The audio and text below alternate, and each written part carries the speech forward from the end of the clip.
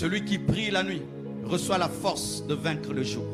Celui qui prie la nuit reçoit la force de vaincre la tentation du jour.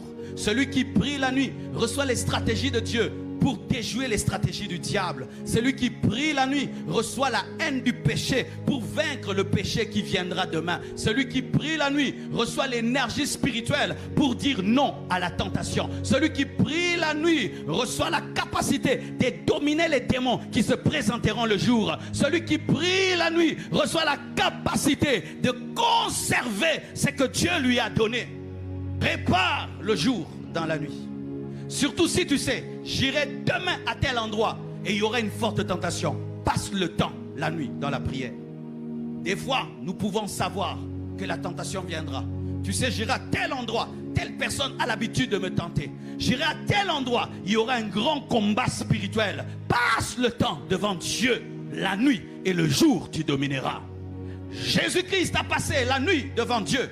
Et lorsque la croix est venue, il a accepté. Mais les apôtres se sont endormis. Ils ont fui. Frères et sœurs, cette année va t'amener des tentations. Que tu le veuilles ou pas, un homme va te tenter, coucher avec toi. Une femme va te tenter, que tu couches avec elle.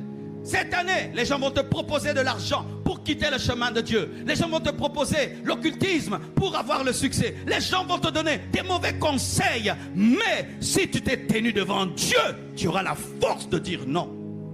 Nous péchons parce que nous n'avons pas la force.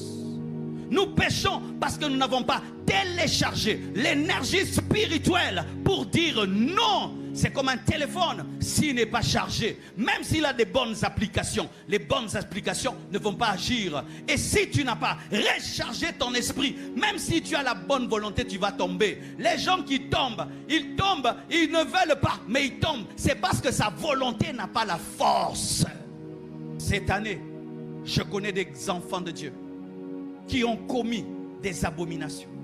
Cette année, je connais des bons frères en Christ qui ont commis des choses, qui ont blessé notre cœur. Je suis sûr qu'ils avaient perdu la vie de prière avant de commencer à pécher. Chaque fois qu'un enfant de Dieu commence à vivre dans le péché, il perd la vie de prière.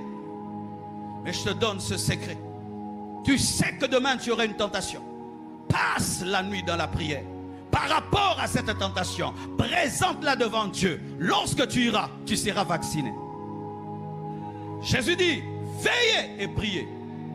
Veillez et priez.